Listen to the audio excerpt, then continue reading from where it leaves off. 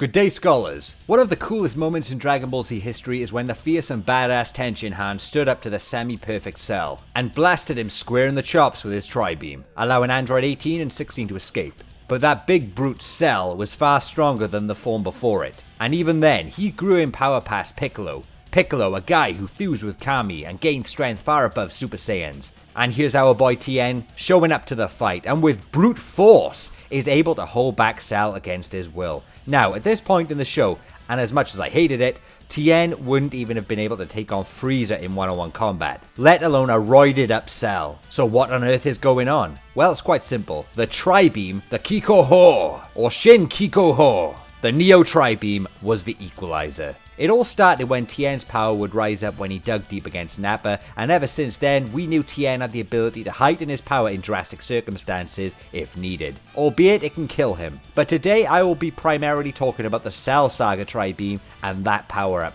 As other times Tien used the Tri-Beam in the series, it potentially didn't elevate his power by that magnitude. There was something truly special about Tien's Tri-Beam against Cell, and based off the magnitude of a power gap it closed, in order to push Cell back into the dirt, we can say the Tri-Beam is one of the greatest techniques ever in Dragon Ball history. Like, imagine it like this. We saw just how much Tien juiced up that Tri-Beam. Imagine Tien's power was on equal footing with Cell in terms of raw combat power. Then imagine him juicing up a Tri-Beam from there. What the heck would a theoretical Tri-Beam like that have done to Cell if the one he originally used pushed Cell back and he wasn't even in the same league in terms of power? It's incredible. He's a role model, of course. So just how strong did the Tri-Beam raise Tien's power by in order to push Cell back? The Tri-Beam is a ki-based attack. It has the same principles as many other explosive beams or waves, but in this instance, I believe the Tri-Beam had more potential to raise the user's power even higher, and it had a larger multiplier than any other blast. Now, we can safely say Tien failed to inflict any sort of damage on Cell, but the knockback power itself was in full capacity. However, we have to remember the Tri-Beam is a ki-based attack, and in order to push an enemy back, it requires force. The force that was generated was the result of Tien's power being multiplied that much to generate that force. Like, if someone threw a cardboard box at you, you're not going to move. So do you increase the weight of the box, or do you throw it even harder? Would the box need to be strong enough not to break when it hits you at high speed? These are important things to consider, and it's the same principle as the Tri-Beam. It has to be durable to hit Cell and not fade away. It had to hit him with impact. Sure, he didn't get damaged. We can put that down to the surface area of the blast, where it's not a piercing type attack like the special beam cannon,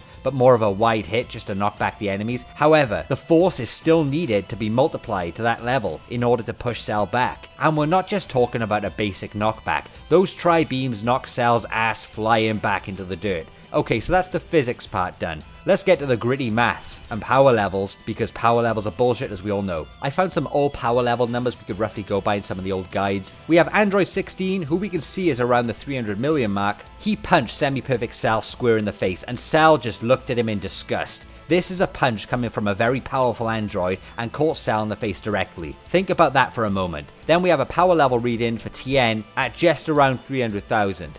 And we have Cell standing there at a whopping 700 million. Of course, these aren't official, they're just guides, but if you want to argue one of them is out like by 50,000, then be my guest. It really doesn't matter that much. What's important is that a power of 341 million couldn't even shunt Cell. And this is a punch from 16, who uses the goddamn rocket punch with the same arms. It was a full body driven punch from an infinite energy android, no excuses. Then enter one role model by the name of Tien and do the maths.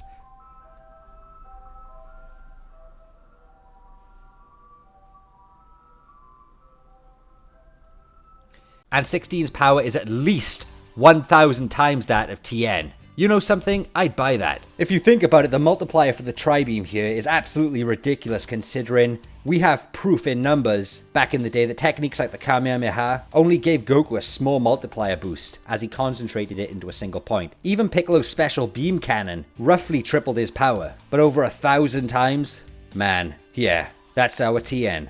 Even though I don't like it, I think Tien should have been written way stronger, but here we go. In order for Tien to generate enough force to push back Cell, he should technically need a power produced stronger than Android 16's attacks, right? Maybe that's not how power works, but this is Dragon Ball. Big power jumps really aren't that surprising anymore, right? And that's how I worked it out. The multiplier of Tien's Tri-Beam at this point in Dragon Ball Z granted him an increase of at least 1,000 times the power in order to slap Cell multiple times into the dirt. And what's crazy, he was doing it repeatedly, to which his last one still pushed Cell back, and that meant Tien had the stamina beyond gods. But either way, guys, the scene where Tien stands up to Cell is one of the most underrated clips in Dragon Ball Z history. I don't know how many Kikohos he launched. It could have been 100 for all we know, but the clip itself is nearly 10 minutes long, and that's a long time to be firing tri-beams way outside your regular power level. I used to get so pissed off that the androids didn't hurry up and move when Tien told them to as well. Other than that, all I can think of why Tien's Kikoho was so strong was that he was putting his life force into it, which meant he was about to die quicker. But the whole life force thing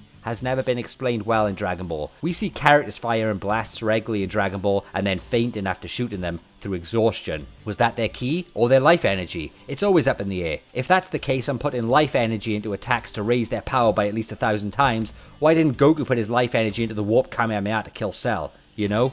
God, it gets so confusing. Well, the only reason why he couldn't and no one else can is because they are not Tien. But yeah, I'm not saying the Neo Tri-Beam makes Tien's power exactly 1,000 times greater, but it's cool as hell either way how much stronger Tien gets from using the Neo Tri-Beam. And I know you guys love it too. Anyways, hope you enjoyed this quick video. Let me know below how strong you think Tien's Tri-Beam was against Cell, and how much stronger he was at that point versus Cell. It's a moment in Dragon Ball I always loved, when Saiyans were the center focus. Tien comes out of nowhere and treats Cell's new form like dog shit. Great writing. Hit that like button, guys, if you're a fan of Tien or love the Kikoho, and I'll catch you in the next video.